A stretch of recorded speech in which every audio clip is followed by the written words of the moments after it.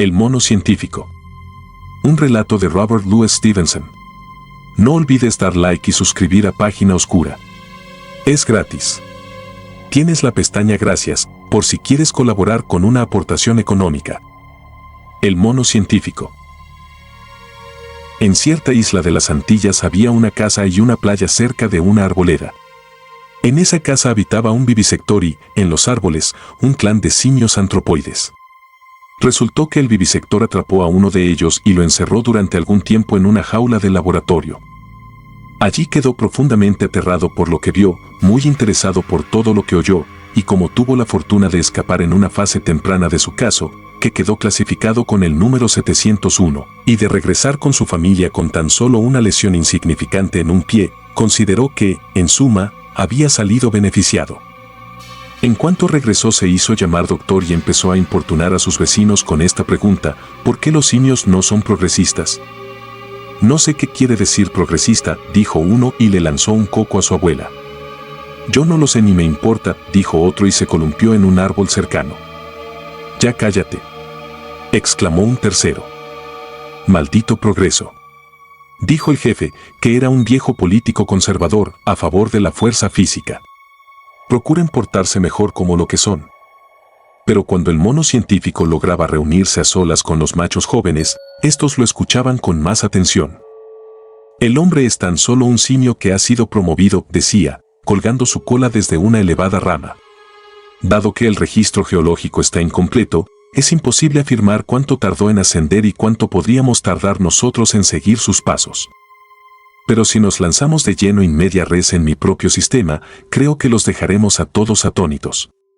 El hombre perdió siglos por culpa de la religión, la moral, la poesía y otros desvaríos. Tardó siglos antes de alcanzar la ciencia y apenas ayer empezó a realizar vivisecciones. Nosotros recorreremos el camino en sentido inverso y empezaremos por la vivisección. ¿Qué cocos es la vivisección?, preguntó un simio. El doctor explicó con todo detalle lo que había visto en el laboratorio y algunos de sus oyentes quedaron encantados, mas no todos. Nunca había escuchado semejante bestialidad, exclamó un mono que había perdido una oreja en un pleito con su tía. ¿Y para qué sirve eso?, inquirió otro. ¿Qué no se dan cuenta?, dijo el doctor. Al hacer vivisecciones en los hombres, descubriremos cómo están hechos los simios y así avanzaremos. Pero, ¿por qué no las hacemos en nosotros mismos?, preguntó uno de sus discípulos que era discutidor. ¡Ay, qué vergüenza!, dijo el doctor. No pienso quedarme aquí escuchando semejantes despropósitos, al menos, no en público. Pero, ¿y los criminales?, inquirió el discutidor. Es muy dudoso que exista algo que pueda considerarse bueno o malo. Entonces, ¿cómo definirías a un criminal?, repuso el doctor. Y además, el público no lo toleraría. Y los hombres no serán igual de útiles, somos del mismo género. Me parece que sería brutal hacerles eso a los hombres, dijo el simio que solo tenía una oreja. Bueno, para empezar, dijo el doctor, ellos afirman que nosotros no sufrimos y que somos, como dicen, unos autómatas, así que tengo todo el derecho de decir lo mismo de ellos. Ese es un disparate, dijo el discutidor, y, además, es autodestructivo. Si ellos solo son unos autómatas, no pueden enseñarnos nada acerca de nosotros mismos, y si pueden hacerlo, por todos los cocos, entonces deben sufrir. Comparto bastante tu forma de pensar, dijo el doctor, y, en efecto, ese argumento solo es válido para las revistas mensuales. Supongamos que sí sufren. Bueno, pues sufren en el interés de una raza inferior que necesita ayuda, no puede haber nada más justo que eso. Y además, sin duda haremos descubrimientos que también a ellos les serán de utilidad. Pero, ¿cómo descubriremos algo cuando no sabemos qué hay que investigar?, inquirió el discutidor. Bendita sea mi cola, gritó el doctor, perdiendo los estribos y la dignidad. Tienes la mente menos científica de todos los monos de las islas Windward.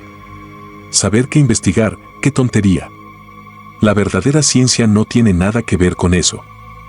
Tú solo debes realizar vivisecciones cada vez que tengas la oportunidad, y, si realmente llegas a descubrir algo, ¿quién estará más sorprendido que tú? Tengo una objeción más, dijo el discutidor, aunque aclaro que concuerdo en que sería una diversión mayúscula. pero los hombres son muy fuertes y además tienen armas. Por eso mismo tomaremos a los bebés, concluyó el doctor. Esa misma tarde, regresó al jardín del científico, se robó una de sus navajas a través de la ventana del cuarto de vestir y, en una segunda incursión, sacó al bebé de su cuna. Hubo gran algarabía en las copas de los árboles.